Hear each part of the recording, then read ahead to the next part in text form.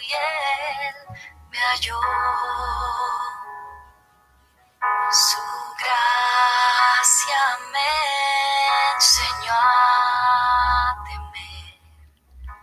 Dios les bendiga en esta mañana, amados hermanos. Que la gracia y la paz de Dios sea con cada uno de ustedes. Nuevamente, pues Dios nos da esta maravillosa oportunidad de estar acá, pues presentes ante ustedes, compartiendo pues la palabra divina. Esa palabra de Dios, pues que siempre viene a ser un consuelo, siempre a ser una fortaleza y una luz en todos los tiempos, pues en todos los tiempos en los cuales ha vivido la iglesia, ha sido Dios, por medio de su palabra, pues que los ha sostenido. De esa manera, pues en esta mañana, pues estamos contentos, ¿verdad? Y a todos, pues les damos la bienvenida.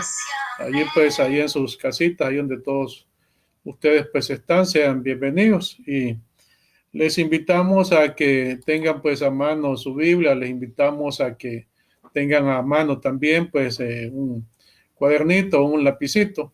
De manera, pues, que también escribamos los puntos de la enseñanza, los versículos bíblicos que estaremos tocando pues en esta mañana. El tema se denomina No te alejes. Cristo nos llama a acercarnos a Él. Así se denomina el tema. Nuevamente lo repito, el tema se denomina No te alejes. Cristo nos llama a acercarnos a Él. Para ello voy a invitarlo a que me acompañen al libro de Hebreos. Hebreos capítulo 4, versículo 14 al 16. Vamos a estar pues centrando nuestra enseñanza en este texto bíblico que aparece pues en la carta a los Hebreos capítulo 4 versículo 14 al 16. De esa manera pues le invito a que nos acompañen, ¿verdad? Hasta ahí pues a esa epístola a los Hebreos pues que está delante de la epístola pues a Filemón. Es una epístola pues en la cual nos habla de la grandeza de Dios. Una epístola a los hebreos en la cual pues siempre nos habla de la superioridad de Dios, ¿verdad? La superioridad pues de Cristo a todos, ¿verdad? Cristo pues es el gran pastor, Cristo es el gran sumo sacerdote. Entonces nos habla pues de esa magnificencia de Cristo. Y hoy pues vamos a reflexionar ahí en el capítulo 4, versículo 14 al 16 de la carta a los Hebreos. Dice ahí en el versículo 14, por tanto, dice, teniendo un gran sumo sacerdote que traspasó los cielos, Jesús, dice, el Hijo de Dios, retengamos nuestra profesión, porque no tenemos un sumo sacerdote que no pueda compadecerse de nuestras debilidades, sino uno que fue tentado en todo según nuestra semejanza, pero sin pecado. Acerquémonos, pues, confiadamente al trono de la gracia, para alcanzar misericordia y hallar gracia para el oportuno socorro. Le invito a que ahí donde usted está, inclinemos el rostro y oramos, pidiéndole a Dios, pues, su bendición en esta mañana, Padre bueno. En el nombre de Jesús te damos gracias, Señor, por esta mañana, por esa bondad, esa misericordia que nuevamente tú has tenido con tu iglesia, con las familias, Jesús, representadas, Señor, con todos nuestros hermanos y hermanas, con sus hijos. Te alabamos, te bendecimos en esta mañana, Jesús. Pero también pedimos, Espíritu Santo, que en esta mañana tú nos guíes, que nos guíes a esa verdad divina, que en esta mañana, pues, tú nos guíes en esta palabra de Dios, que tú en esta mañana, pues, nos instruyas, que ilumines el entendimiento de cada uno de nosotros. Todo esto, pues, te lo pedimos en el nombre de Cristo, pues, Jesús. Amén. Entonces vamos, hermanos, a tener, pues, esta reflexión, ¿verdad? Esta reflexión, pues, aquí en la palabra, en el cual, pues, el tema se denomina No te alejes. Cristo, pues, nos llama, acerquémonos, pues, a Él. Quiero comenzar, pues, esta reflexión haciendo, pues, una breve explicación, pues, de lo que es la gracia y lo que es, pues, la misericordia. La gracia, pues, nosotros podemos definirla como ese favor inmerecido, ¿verdad? Podemos definirla pues como ese regalo grande y maravilloso pues que usted y yo no merecíamos, ¿verdad? Ese regalo pues grande y maravilloso que nos ha sido otorgado en Cristo Jesús, y ese regalo pues grande y maravilloso se llama gracia. Y así pues como Pablo pues le dice a los Efesios, ¿verdad? de que nosotros pues somos salvos, dice, por gracia. O sea, no somos salvos por las obras, sino que ha sido pues esa gracia divina, o sea, no hay mérito, no hay jactancia. De esa manera pues la gracia viene a ser ese regalo que el Padre nos ha dado en Cristo Jesús y en el cual pues nos ha hecho salvos, y no solamente salvos, sino que la gracia de Dios es aquella que nos ayuda a que usted y yo pues, perseveremos todos los días de nuestra vida. La gracia es la que nos ayuda a nosotros a ser perseverantes. Entonces, esa gracia no solamente salva, sino que esa gracia divina pues también me ayuda a perseverar pues todos los días de nuestra vida en todas las circunstancias que nosotros vivamos. Entonces es ahí también pues cuando Juan, ¿verdad?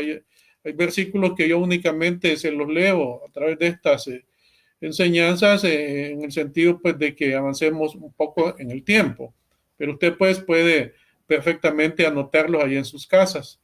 Allí en el Evangelio de San Juan 1:17, dice allí Juan, dice, pues la ley dice, medio de Moisés fue dada, pero la gracia y la verdad vinieron en medio de Jesucristo.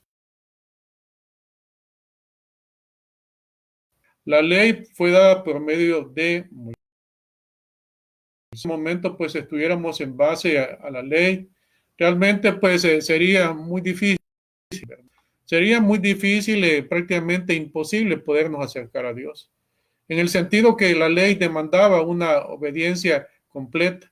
La ley, pues, decía, haz esto y vivirás.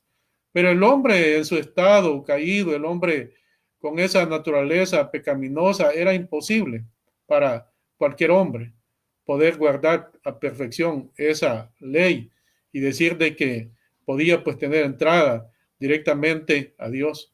Por eso es que vino la gracia y la verdad. Esa gracia y la verdad vinieron personificadas en Cristo Jesús. Es en Cristo Jesús en el cual tenemos esa gracia y esa verdad. Y esa gracia significa de que ahora usted y yo, si ya podemos tener entrada a Dios, ahora usted y yo ya somos aceptos a Dios. ¿En qué? En la gracia. Esa gracia significa de que Cristo cumplió toda la ley. Esa gracia significa de que Cristo fue perfectamente obediente a la ley, y es en esa obra, en esa persona de Cristo, en ese sacrificio, en esa ofrenda perfecta, sin pecado, en el cual pues esa gracia nos es transferida a cada uno de nosotros como un regalo divino. Entonces esa gracia vino con Cristo. Bien importante que nosotros pues entendamos de que esa gracia pues vino con Cristo, ¿verdad? De que Cristo pues vino del cielo, vino pues aquí a morar entre nosotros.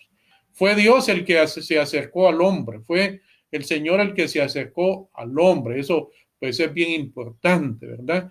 Yo no podía acercarme a Él, estaba incapacitado de acercarme a Él, entonces vino Él y Él se acercó a cada uno de nosotros, Él se acercó a la iglesia, y para acercarse pues vino Cristo, vino la segunda persona de la Trinidad, la cual pues se encarnó, el cual pues se hizo humano pues y en el cual pues experimentamos esa maravillosa bendición de saber de que Dios está en manos y es pues con nosotros.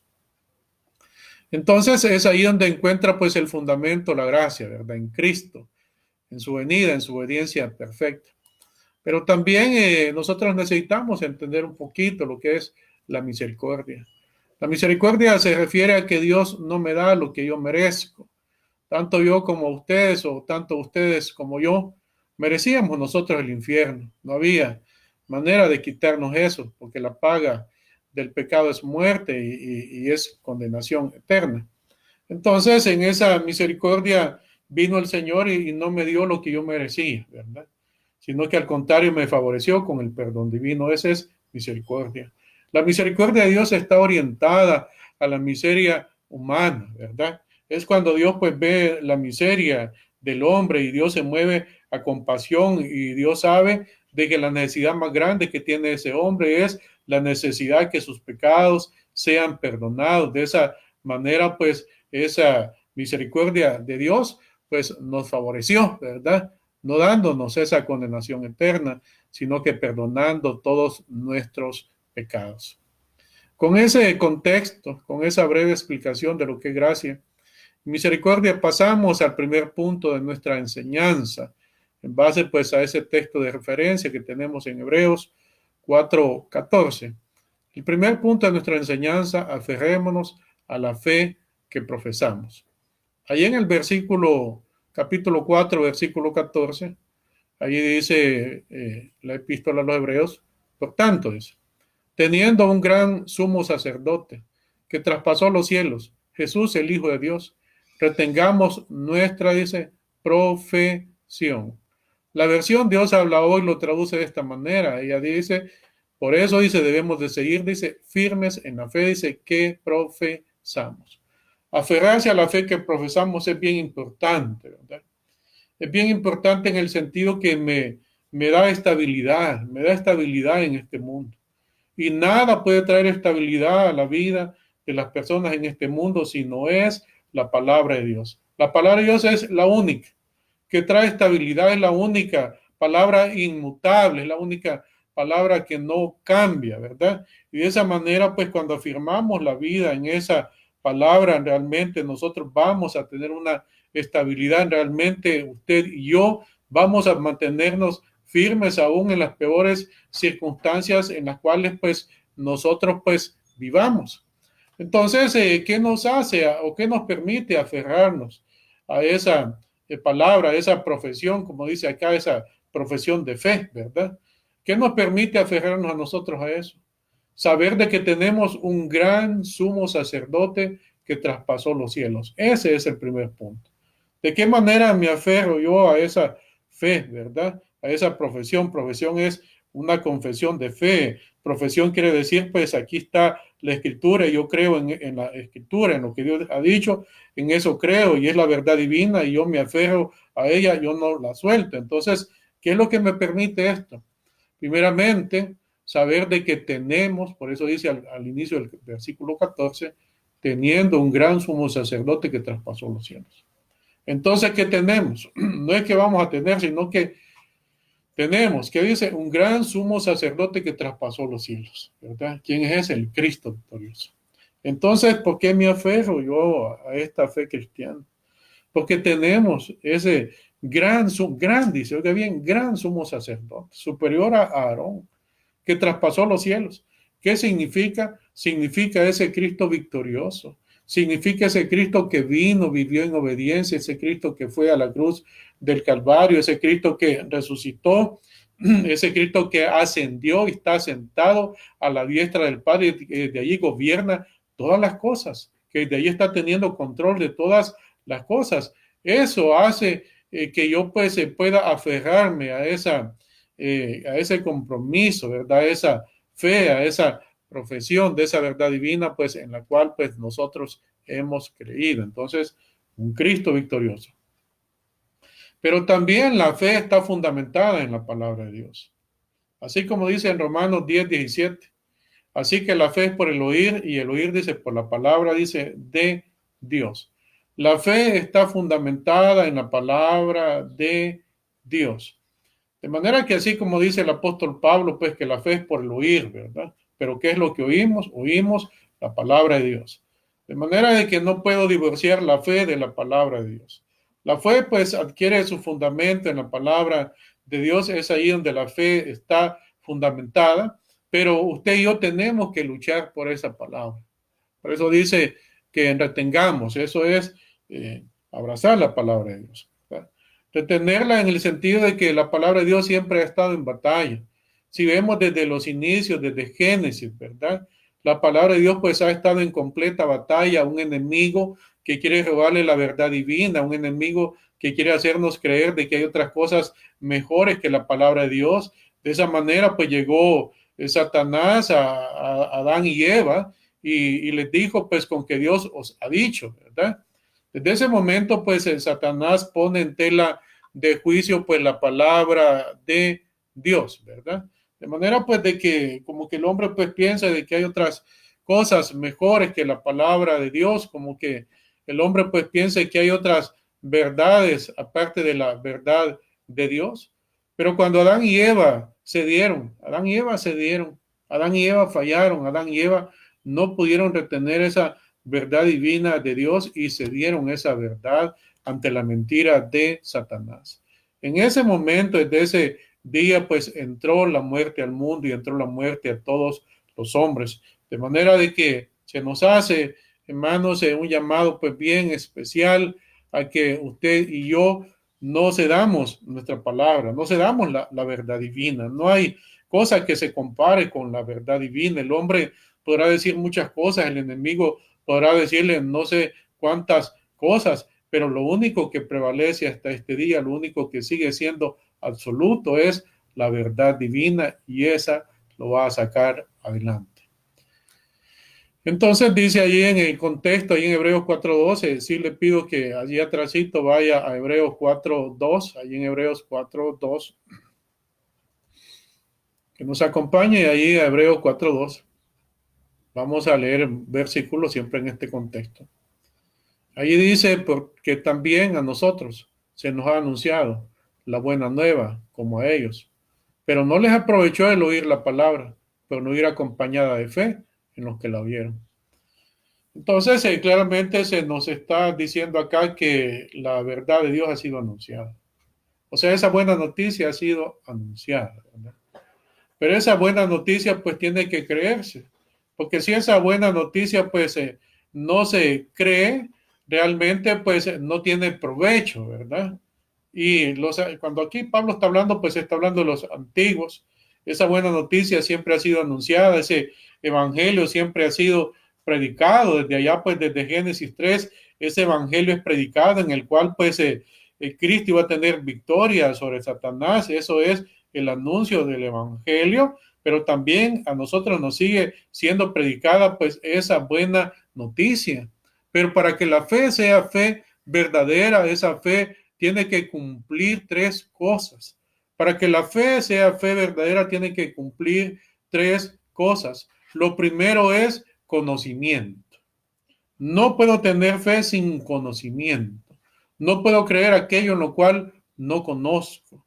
Entonces, ese conocimiento pues nos viene a nosotros de la Biblia, ¿verdad? Acá pues tenemos la palabra de Dios, acá tenemos la verdad de Dios, aquí tengo pues todo aquello que Dios dejó revelado. ¿Para qué? Para conocimiento de cada uno de nosotros. Pero hay personas que conocen, dicen que conocen de Biblia, ¿verdad? Hay personas que conocen muchos versículos, hay personas que conocen varios pasajes de la Biblia, pero eso no necesariamente significa tener fe. Porque ellos leen allí que Dios es todopoderoso. Leen de que Jesús es llamado Emmanuel, que significa Dios con nosotros. Leen de que Dios es altísimo. Leen de que Dios ha dicho, no te dejaré ni te desampararé. Leen tantas cosas de la Biblia, pero cuando viene el tiempo de la adversidad, ya no creen. Cuando viene el tiempo de la dificultad, se les olvidan de que Dios es Emmanuel, que Dios es Dios con nosotros en todas las cosas. Cuando vienen las situaciones tremendamente difíciles, se les olvida de que Él es el Dios todopoderoso. Entonces, conocer ciertos pasajes no significa que tengamos fe, no necesariamente. Entonces, ¿qué se necesita? Se necesita confianza. Entonces, usted y yo necesitamos conocer la Biblia. Usted y yo, ¿qué más necesitamos? Saber de lo que la Biblia dice es verdad. Pero ¿qué más necesitamos? Descansar en esa verdad divina, descansar en la verdad divina. ¿Cuándo es que se completa o cuándo es que ya es una fe verdadera? Cuando parte de la Biblia, cuando sabe de que lo que está en la Biblia es la palabra de Dios, pero cuando confía plenamente en esa palabra de Dios, ¿qué significa? Cuando descansa en esa palabra de Dios, cuando hacemos nuestra la palabra de Dios. Entonces, un bonito ejemplo, ¿verdad? Un bonito ejemplo de cómo pues nosotros abrazar, hermanos, esa palabra de Dios. No permitir que roben la verdad divina. Los ladrones de la verdad ahí están. ¿Quiénes son los ladrones de la verdad? El mundo. ¿Qué hace el mundo? El mundo imita. El mundo pues es un imitador, ¿verdad? Pero el mundo pues va encaminado a un desastre, a un juicio final. ¿Quién es otro que ladrón de la verdad? Satanás. ¿Qué hace Satanás? Engaña, ¿verdad? Satanás viene y engaña, presenta las mentiras como verdades. ¿Qué otro ladrón de la verdad? La falsa doctrina, aquella que es predicada por los falsos profetas. Ahí tenemos la falsa doctrina que hace, la falsa doctrina pierde, la falsa doctrina enferma, pero también tenemos incredulidad, ¿verdad? Tenemos que batallar todos contra esa incredulidad, que cuando yo en mi incredulidad pues esté pensando que no es posible, hay que saber que para Dios todas las cosas le son pues posibles. Entonces, en el versículo 4:15, ahí en Hebreos 4:15, le pido que me acompañe a Hebreos 4:15. Tenemos ahí otro punto de apoyo que nos permite que la iglesia, que el creyente pueda aferrarse a la palabra de Dios. Ahí en Hebreos 4:15 dice, porque no tenemos un sumo sacerdote que no pueda compadecerse de nuestras debilidades, sino uno que fue tentado en todo según nuestra semejanza, pero sin pecado. Entonces, ¿de qué manera me ayuda esto a aferrarme a esa profesión de fe, a esa fe cristiana, a esa verdad divina? Saber de que tengo un sumo sacerdote que es compasivo, ¿verdad? Saber de que tengo un sumo sacerdote de que no es ajeno a mis situaciones. Ese sumo sacerdote es Cristo. Y sí, Cristo sabemos de que está ya en el cielo a la diestra del Padre, pero desde ahí sigue gobernando, desde ahí sigue dirigiendo los asuntos, la vida de la iglesia, la vida del mundo, y Cristo sigue siendo compasivo con su iglesia, sigue siendo compasivo con sus hijos. Cristo no está lejano, Cristo pues está cercano, y está cercano y está en cada uno de nosotros por medio de la persona del Espíritu Santo, trayéndonos y conduciéndonos en la verdad divina, consolándonos, guiándonos, apacentándonos, cuidándonos, protegiéndonos. Ese es el sumo sacerdote del cual pues Hebreos está hablando aquí. Dice compasivo, ¿verdad? Compasivo significa de que no únicamente ve mi estado tal vez de enfermedad, no únicamente ve mis limitaciones físicas y espirituales, sino de que es un Cristo que mueve su mano de poder. ¿Para qué? Para ayudarnos a cada uno de nosotros. Entonces, el Señor está involucrado en todos los actos de mi vida. El Señor está involucrado día a día con mi vida y día a día con la vida pues de cada uno de ustedes. Entonces, es compasivo en las debilidades. Nuestras debilidades pueden ser nuestras enfermedades, ¿verdad? Y hoy en día pues estamos pasando mucho tiempo de enfermedad. Hoy en día pues estamos viviendo esta crisis, esta pandemia, y alguien podría decir, Cristo no es compasivo. ¿Cómo no? El Señor sigue siendo compasivo, ¿verdad? Sigue siendo compasivo en nuestras enfermedades, consolándonos, ayudándonos. En todas las limitaciones físicas y espirituales, ahí está el Señor ayudándonos.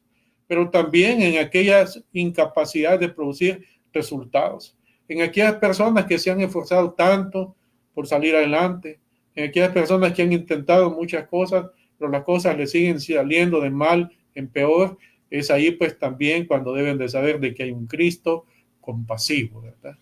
Aquello que usted no puede, Cristo lo puede, y Él tiene compasión pues para cada uno pues de nosotros. Entonces tenemos nosotros pues ese sumo sacerdote, ¿verdad? Así pues, como dice el versículo 15, porque no tenemos un sumo sacerdote que no pueda compadecerse de nuestras debilidades, sino que uno que fue, dice, tentado, dice, en todo, ¿verdad? Pero sin, dice, pecado. Encontramos pues ahí una verdad divina también pues muy importante, ¿verdad? En el sentido pues de que para ser un sumo sacerdote, él tuvo que hacerse hombre, ¿verdad? El hombre perfecto. Y en esa humanidad pues Cristo también fue tentado. Fue tentado de muchas maneras, ¿verdad? ¿Pecó el Señor? No, Él no pecó. El Señor pues tenía una humanidad perfecta, no era inclinado al pecado como cada uno de nosotros. Pero al ser tentado, al ser expuesto a muchas tentaciones, pues el Señor sabe lo que eso significa, y el Señor pues se compadece de cada uno de nosotros. De manera de que tenemos ayuda en Dios. Tenemos esa ayuda en Cristo, de manera que usted y yo no cedamos ante las tentaciones. De manera que usted y yo mantengamos ese compromiso, ¿verdad? Porque mantener esa profesión de fe significa un compromiso. ¿Con quién tenemos el compromiso? Tenemos con Cristo. ¿Con quién tenemos ese compromiso? con Dios. ¿A través de qué? A través de su palabra, a través de la obediencia. Tenemos un compromiso con su obra aquí en la tierra llamada iglesia. Pero las tentaciones pueden hacer que ceda el cristiano. Entonces es ahí donde maravillosamente y compasivamente Él nos ayuda, de manera que usted no ceda, de manera de que nosotros no abandonemos, de manera que nosotros no nos rindamos. ¿Ante qué? Ante las tentaciones. Entonces, hermanos, tenemos esa ayuda en Cristo, tenemos esa bendición grande. El Señor va a ayudarnos. No ceda, no se rinda, no niegue el nombre de Cristo, no cedamos a ese compromiso maravilloso que tenemos. Cristo traspasó los cielos, Cristo es victorioso y esa victoria ya la vivimos en Cristo. En medio de las dificultades, en medio de las batallas, vivimos esa victoria en Cristo. Por lo tanto, que los temores que en estos tiempos probablemente sean muchos, que no nos lleven a nosotros, que no nos lleven esos temores a que neguemos el nombre de Cristo. Que esos temores no lo lleven a que usted niegue quién es Cristo, ¿verdad? Que las circunstancias que vivamos, que no lo lleven a negar la fe. Cristo sigue siendo todopoderoso. Cristo sigue siendo Emmanuel. Cristo sigue siendo Dios con nosotros. Aún en medio de las cosas que usted vea, aún en medio de la fatalidad que usted escuche, Cristo sigue siendo Dios con nosotros, sigue estando en cada una de nuestras situaciones. Por tanto, ese Cristo todopoderoso sigue obrando en su vida. Él es todopoderoso. Que las cosas se me están cayendo, probablemente usted vea que las cosas se están cayendo, pero Cristo sigue siendo todopoderoso y Cristo sigue siendo compasivo, lleno de gracia y de misericordia para cada uno de nosotros. Por lo tanto, pues luche, ¿verdad? Abrace esa fe, esa palabra de Dios, no se suelte de Dios, ¿verdad? Abrácelo así pues como abrazamos algo que tanto amamos y que no estamos dispuestos a que nadie nos lo quite. De esa manera, pues, lo más grande que usted tiene en este mundo se llama Dios, se llama el Padre, se llama el Hijo, se llama el Espíritu Santo. Y tenemos una palabra maravillosa y tenemos una iglesia triunfante aún en medio de tantos tiempos oscuros. Con eso vamos a nuestro último punto, que lo encontramos allí en el versículo de Hebreos 4, versículo 16. Allí en Hebreos 4, 16 dice la palabra de Dios: acerquémonos, pues, confiadamente al trono de la gracia, para alcanzar misericordia y hallar gracia, dice, para el oportuno socorro. Tenemos acá pues esa exhortación en la cual pues se nos dice que nos acerquemos a Dios confiadamente. ¿De qué manera nos acercamos a Dios? En oración, ¿verdad? Entonces, ¿para qué necesitamos acercarnos a Dios? Porque usted y yo necesitamos gracia y misericordia todos los días. Porque la gracia no únicamente me salva, sino que la gracia es la que me sostiene todos los días. Es la que obra en mi vida todos los días. Así como dijo Pablo, pues, cuando él expuso su ministerio ante los demás discípulos, él dijo, pues no es que yo sea acá pues el campeón, dijo Pablo, sino que ha sido la gracia de Dios en mí, la cual dijo, no ha sido en vano. Entonces Pablo le da la gloria a Dios, ha sido la gracia de Dios la que lo hace perseverar y es la gracia de Dios la que nos permite hasta este día pues, que usted y yo sigamos perseverando. Entonces tenemos que acercarnos a ese trono de Dios. Pero lo primero hay que saber es que el que está sentado en el trono es digno de toda adoración. Lo primero que debemos de saber es que nos acercamos en adoración, ¿verdad? En adoración. Así pues, cuando, como dicen los ancianos y como dicen pues allá los ángeles, allá en el cielo, cuando ellos dicen, santo, santo, santo es el Señor Dios Todopoderoso, el que es y el que ha de ser. Así pues, cuando dicen los ancianos, ¿verdad? De que todo le pertenece al Señor, la autoridad y el poder, pues son para nuestro Dios. De esa manera también usted y yo debemos de acercarnos a ese trono de la gracia. ¿De qué manera? En adoración. ¿De qué manera? Así como Dios dijo ahí en Juan, adoradores en espíritu y en verdad. Pero también nos acercamos a ese trono de la gracia, ¿verdad? Aquí habla el trono de la gracia. ¿De qué manera? porque ahí encontramos gracia y misericordia para el oportuno socorro. Allí en ese momento, en esa necesidad más grande que usted tenga, debe saber de que usted tiene en Dios y que en ese trono de la gracia encontramos gracia y misericordia. ¿Para qué? Para esa necesidad, sí, esa necesidad específica, esa necesidad grande que usted tiene en ese momento, que tenga el día de mañana, en ese trono de la gracia, encontramos pues esa maravillosa gracia y esa misericordia. Entonces la pregunta viene y decimos, ¿cómo debo de acercarme? ¿Cómo debo de acercarme a ese trono de la gracia? Voy a dar varios puntos. Primeramente con humildad, bien importante, con humildad. Con humildad en el sentido de que es por gracia, no es por mérito humano. Que voy a ese trono de la gracia y por eso se llama de la gracia. ¿Qué significa? Fue Cristo el que abrió ese camino vivo y nuevo al Padre. De que fue en la perfección de Cristo. Fue en ese Cristo perfecto, en ese sacrificio perfecto en el cual pues Cristo logró todo esto para su iglesia, de manera que es por gracia, no es por mérito. Yo no puedo decir, pues yo vengo aquí en mérito mío, entonces eso deja de ser gracia, entonces yo me acerco con humildad. Entonces, ¿qué significa humildad? Es por gracia. El Señor me lo regaló. Pero si me acerco de esa manera, también me acerco con alegría. El segundo punto es cómo me acerco al trono de la gracia con alegría, con el más grande de todos los gozos.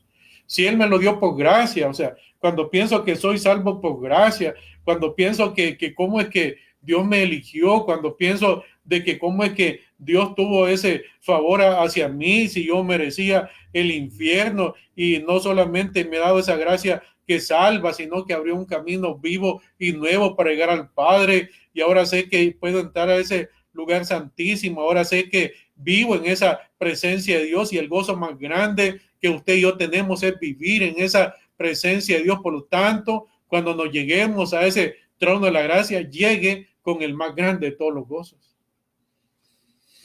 Él me salvó, pues yo no merecía ser salvo, y tengo una vida nueva y no la merecía, y tengo un llamado y de Él vino ese llamado. Entonces acérquese con la mayor de las alegrías, pero también en completa sumisión. Nos acercamos al trono de la gracia no a decirle, Señor, haz mi voluntad, nunca eso. Por eso se llama Señor. Nos acercamos a ese trono de la gracia diciéndole, Jesús, hágase tu voluntad. Así como nos enseñó a orar en el Padre Nuestro, ¿verdad? En el cual pues Él nos dice, hágase tu voluntad. Llegar al trono de la gracia y llegar en completa sumisión. No voy a exigirle a Dios, no.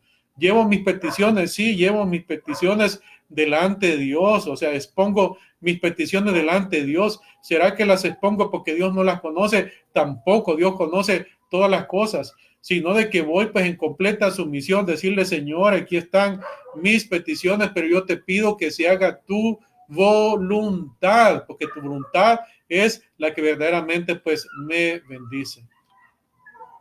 Pero también, hermanos, debemos de entrar a esa presencia de Dios con amplias expectativas, ¿verdad? Con amplias expectativas, y ahí pues hay un versículo pues muy importante en el cual pues ahí en Efesios 3:20, ahí en Efesios 3:20 yo voy a leérselos. Efesios 3:20 dice, y aquel que es poderoso para hacer todas las cosas mucho más abundantemente de lo que pedimos o entendemos, según el poder de que actúa en nosotros.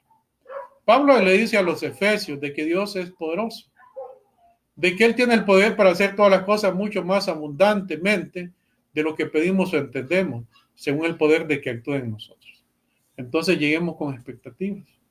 Usted y yo llegamos con nuestras peticiones. Llegamos con aquello hasta ahí donde nosotros pensamos. Pero hay que saber de que los pensamientos de Dios son más altos que los nuestros.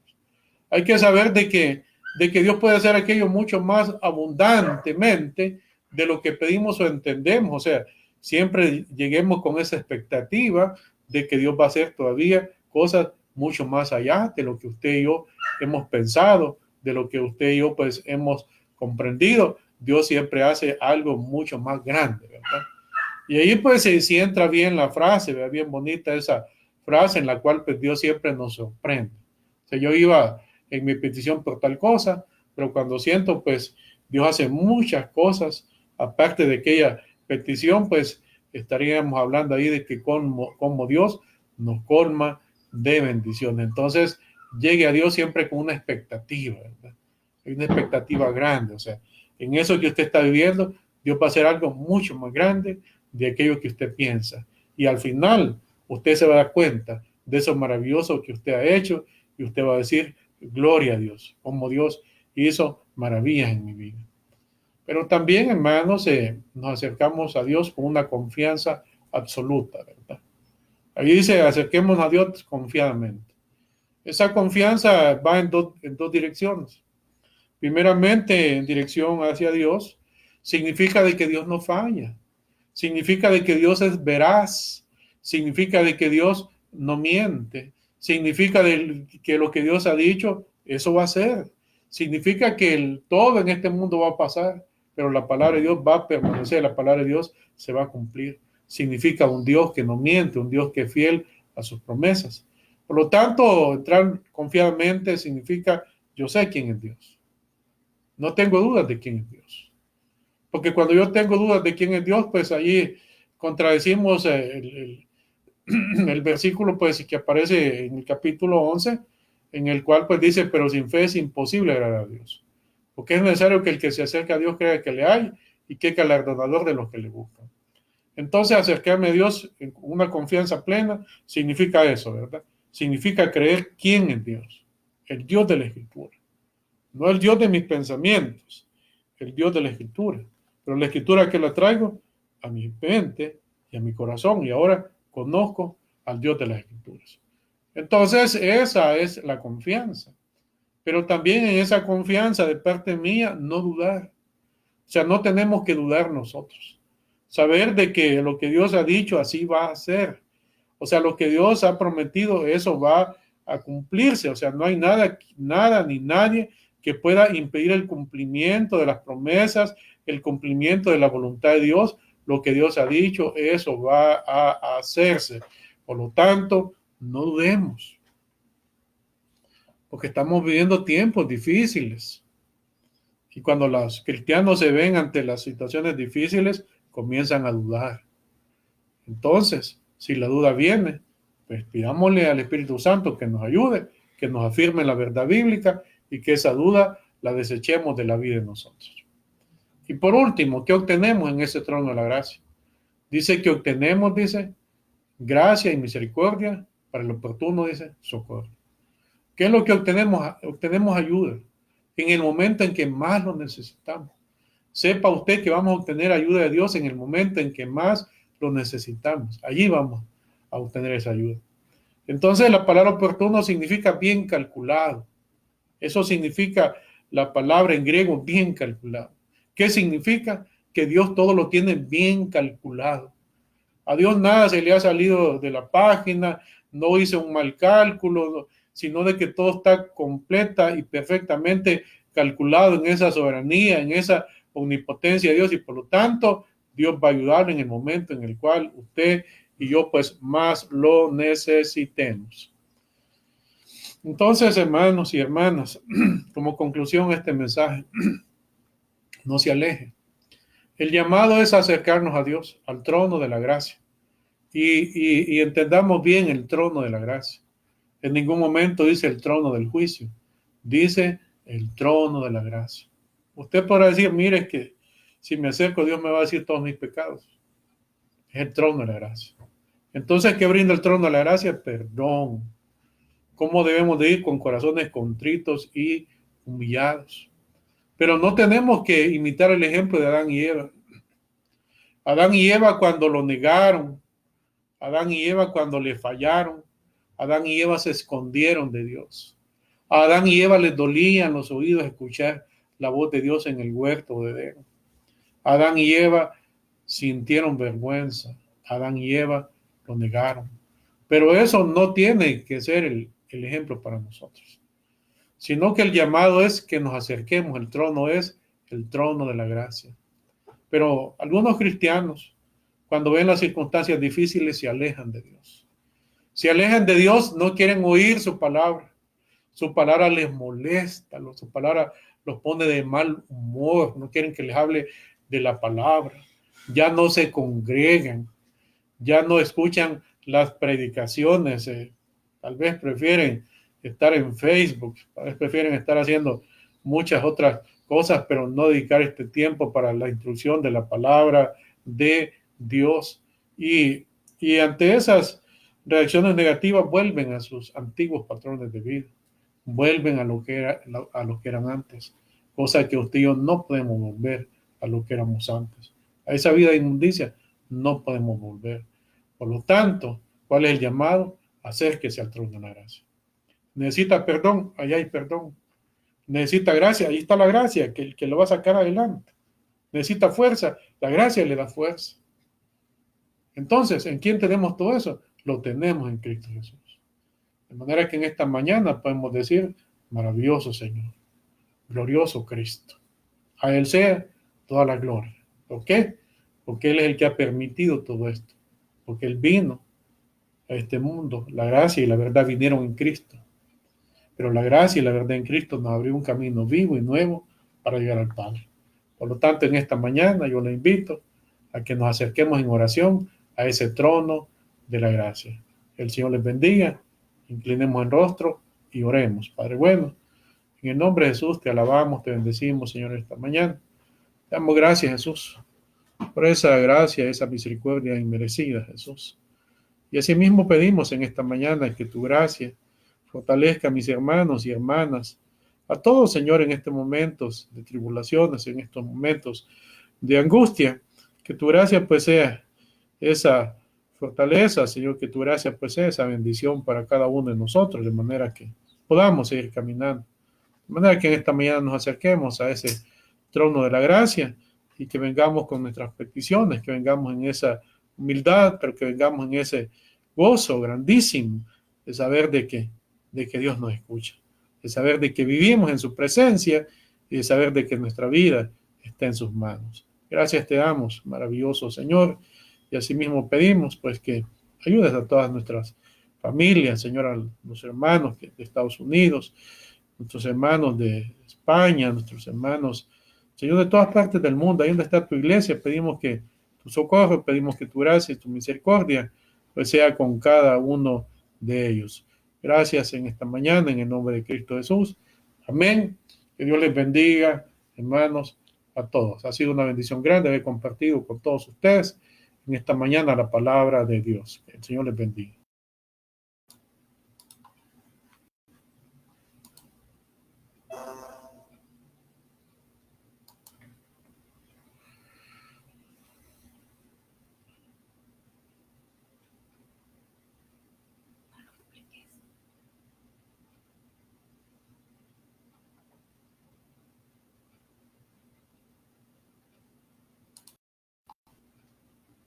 Pedimos que